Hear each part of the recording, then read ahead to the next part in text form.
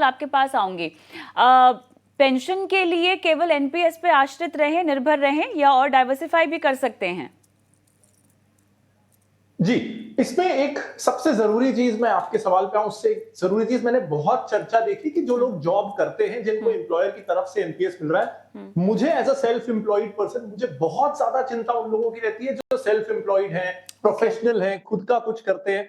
वो लोग equity mutual fund में इन्वेस्ट, एफडी में करते रह जाते हैं, और वो लोग हैं जो सच में किसी मायने में अपनी रिटायरमेंट प्लानिंग नहीं करते हैं। तो एनपीएस उन लोगों के लिए भी एक बहुत जरूरी और शायद इकलौता अच्छा विकल्प है जिसके जरिए वो अपनी रिटायरमेंट प्लानिंग कर सकते हैं। तो मैं तो कहूंगा जो सैलरीड है उनसे ज्यादा जरूरी है कि जो सेल्फ एम्प्लॉयड लोग हैं, क्योंकि उनको कोई आके मदद नहीं करने वाला, उनकी हेल्प कोई नहीं करने वाला। उनकी, अगर आप सेल्फ एम्प्लॉयड हो, प्रोफेशनल हो, आपकी सैलरी भी ज्यादा वॉलेटाइल रहेगी, अर्निंग ज्यादा वॉलेटाइल रहेगी, तो आपको तो ये करना ही करना है। इसके अलावा आपने जो कहा, देखिए, जो आपकी रिटायरमेंट प्लानिंग का नेसेसरी कंपोनेंट है, जैसे पिछले सवाल में कहा गया कि उनकी उम्मीद है कि उन्हें 60 साल की उम्र में 1 लाख रुपए की पेंशन मिले, तो आपको प्लानिंग इस तरीके से करनी है कि जो आपका नेसेसरी कंपोनेंट है कि 1 लाख तो मुझे चाहिए ही चाहिए, उसकी प्लानिंग, नेसेसरी कंपोनेंट की प्लानिंग जिससे आपका गुजारा होने वाला है, वो आपको एनपीएस से कर लेना चाहिए। उसका 80% तो कर ही लीजिए, मैं कहूंगा 100% कर लीजिए।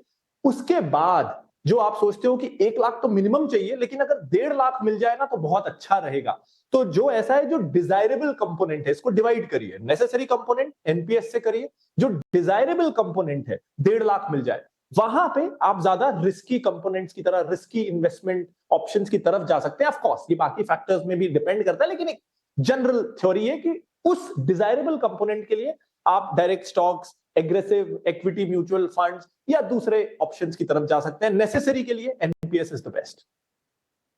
अब सबसे यही सवाल होगा कि आप सभी के मुताबिक एनपीएस क्यों जरूरी है? प्रांजल आपके पास आऊंगी, क्या कहेंगे आप?